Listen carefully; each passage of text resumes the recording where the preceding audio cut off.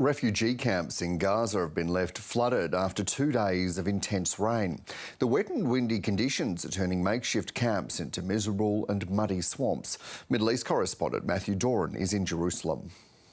There's been 2 days of steady rain across parts of Israel and the occupied Palestinian territories, and it has caused havoc just over 100 kilometres southwest of us here in Jerusalem, where refugee camps in Gaza have been left flooded. These makeshift shelters barely provide protection when it's dry, let alone when the rains are falling and the winds are blowing, tearing through the fragile sheeting and turning the ground into muddy pools. This is why there have been reports of babies dying, succumbing to the elements, tiny victims of this devastating war between Israel and Hamas. And the weather is only adding to the woes for Gaza's health system. The United Nations saying it is on the brink of collapse, with a new report from the Office of the High Commissioner for Human Rights laying out the dire circumstances. The protection of hospitals during warfare is paramount and must be respected by all sides at all times. In essence, if the relentless bombing and the dire humanitarian situation in Gaza were not enough, the one sanctuary where Palestinians should have felt safe, in fact, became a death trap. Israel insists it has not been targeting hospitals, rather it has been targeting Hamas fighters using hospitals as cover, and that it is Hamas breaching international law by using such facilities and the civilians inside as shields. Israel also maintains it is delivering aid to hospitals, particularly in the north of Gaza, which have been hit with an intense bombardment over the last few months. But local health authorities are disputing that, saying aid has not been getting to where it's needed, and if it has arrived too late, that the facilities still operating, providing much needed medical care, are only barely functioning. One hospital which was raided by the IDF over the weekend is the Kamal Adwan Hospital in Beit Lahia. There, the IDF arrested 240 people, including the hospital's director, accusing them of having ties to Hamas, although the IDF has not provided any evidence to back up such claims. The IDF has now confirmed to the ABC that Kamal Adwan will not reopen for the time being, that its patients have been transferred to the nearby Indonesian hospital, although health authorities and aid agencies say that facility is struggling to cope with the extra demand and that the basic services needed for a hospital to operate, such as power and water, are intermittent or not connected at all. Now, for more on this, we're joined by Doctor and President of Med Global, Dr. Zahar Sahiou, who has worked in hospitals in Gaza. Thanks for your company this morning. To start with, what's your understanding of the situation on the ground in Gaza this morning? Thank you for having me, and Happy New Year. The situation is horrible, and as we have witnessed over the past year, that this war became a war on children and healthcare. More than 1,100 attacks were recorded by the World Health Organizations on healthcare in hospitals, clinics, ambulances. More than 1,100 doctors and nurses and medics were killed. More than 300 of them were detained. And now we're seeing this happening in north of Gaza, in Kamal Adwan Hospital.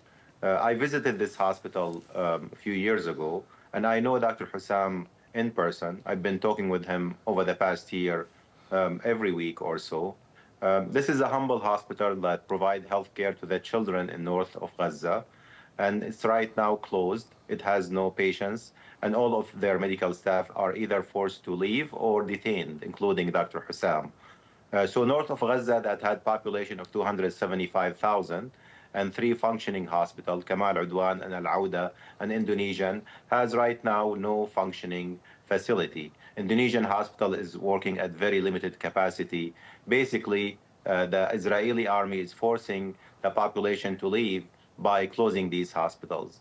And there's nothing justifies closing a hospital or cutting the electricity on the ICU or detaining doctors, no matter what are these accusations that are unfounded.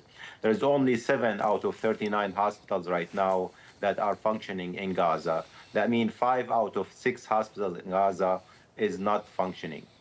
I want to get specifically to that hospital in a moment, but the Israeli government says that they are providing aid, as we've heard in that report just a moment ago. How do you respond to that? I mean, the Israeli army has been saying that for the past year without any verification by a third party. As I've mentioned, I visited this hospital myself. Many of my colleagues who came from the United States and the UK and Europe and Australia visited Kamal Adwan, visited the Nasser Hospital, Al Shifa Hospital, other hospitals. They found nothing suspicious. These are hospitals like the hospital I practice in Chicago. These are doctors that insisted to serve their communities. They're not Hamas operatives. They denied any relationship to Hamas. Dr. Hussam Abu Safiya himself, his main concern was to make sure that the incubators have electricity for the newborn, that ventilators have the medicine and the oxygen for the children and on life support, that patients have medications. So no one believes these fabrications and lies anymore, and there's no proofs that the Israeli army has provided to the international community or verification by third party that these things are right. And given there hasn't been that verification, we have heard, of course, that the Israeli government is saying that, quote, Dr. Safiou and others are being held on suspicion of being a Hamas terrorist operative. But given what you're saying, that they have actively distanced themselves from the Hamas group, what do you think this is all about? I think it's about destroying the civilian infrastructure and the healthcare system in Gaza to make Gaza non-livable. We have seen that, by the way, in Syria, and that's why we had the refugee crisis in Syria, where half of the population have been displaced. When you remove a hospital, the community leave. When you have 275,000 people living in north of Gaza, that has three districts, Beit Lahia, Beit Hanun, and Jabalia, and three major hospitals, including Kamal Adwan, and now none of these hospitals are functioning, and now you have less than 50,000 people living in this area. There's a clear here pattern. And the Israeli army themselves, they said that they want north of Gaza to be free of civilians because they want to have military zones. So the intention, it looks like, it's to empty some areas from the population by forcing these hospitals to close. I mean, even if there is militarization of some hospitals, and this is not verified, that does not justify to close the hospital and not reopen it. Or it does not justify to cut electricity on the intensive care unit, or bomb the radiology department, or bomb the operating room, or prevent medicine and medical supplies from getting to the patients. This is the essence of medical impartiality and medical neutrality, even in the time of war. This is the essence of Geneva Convention. And what the Israeli has been doing, providing health care, by the way, to the community and to the injured civilians in the war is not a crime. But attacking hospitals is a crime according to the international humanitarian law, and it's happening every day in Gaza. And in terms of that militarisation that you mentioned, that's been the accusation, hasn't it, that Hamas is using these medical facilities to plan to carry out attacks. Is there anything that you've seen that would give you cause for concern that this might be happening? I was in Gaza in January in medical mission. I stayed in at that time in Rafah and worked in Nasser Hospital in Khan Yunis. And the same accusations were, by the way, were thrown at Nasser and Al Shifa Hospital. I worked in every department in the hospital, in the ICU, in the operating room, in the emergency department. Hundreds of my colleagues who came from outside of Gaza work in many hospitals in Gaza, and they found nothing suspicious.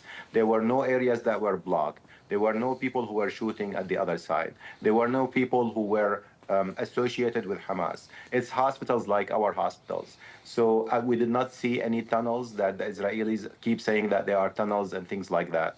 So I don't know where these accusations are coming from. They were not verified by a third party, and there were no proof that were given to the international community, to the World Health Organization, that have been visiting these hospitals.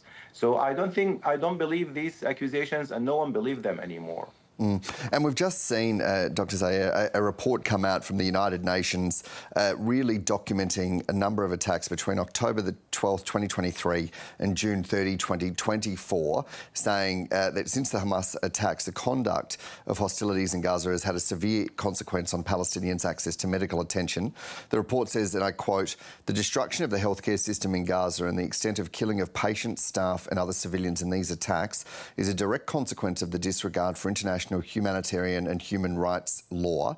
And there's been a response from Daniel Meron, Israel's permanent representative to the UN in Geneva, who described the report's data as fabricated, saying that Israel operates in accordance with international law, would never target innocent civilians, and accused Hamas of using Gaza hospitals of what's called, quote, terror activity. How do you respond to this report coming out from the United Nations overnight? It confirms what I've been saying and what have been witnessing. MediGlobal, my organization, have been providing healthcare in Gaza since 2019. We have right now 19 clinics throughout the geographic distribution in Gaza that provides healthcare, prenatal care, mental health support to 5,000 patients every day. We have a stabilization unit to treat the children with malnutrition in Kamal Adwan Hospital before it was closed. And now all of this is gone. And what we are seeing, and we're not the only ones who are seeing that, by the way, the human rights organizations, including Israeli human rights organization, the WHO, UNICEF, United Nations agencies, all of them came up with the reports that the impact of this war on health. Despite, war should not be attacking, during the war, you should not be attacking hospitals. You should not be closing hospitals. You should not be preventing patients from accessing to healthcare. This is happening every day in Gaza. There's 3 attacks on average every day in Gaza since October 7th on healthcare centers and ambulances and clinics. And there's 3 healthcare providers who are killed every day in Gaza since October 7th.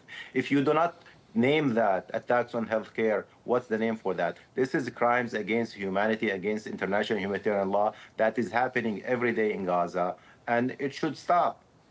Doctor and President of MedGlobal, Dr. Zahar Sahiou, thank you so much for your company this morning and for your insights. We really do appreciate it.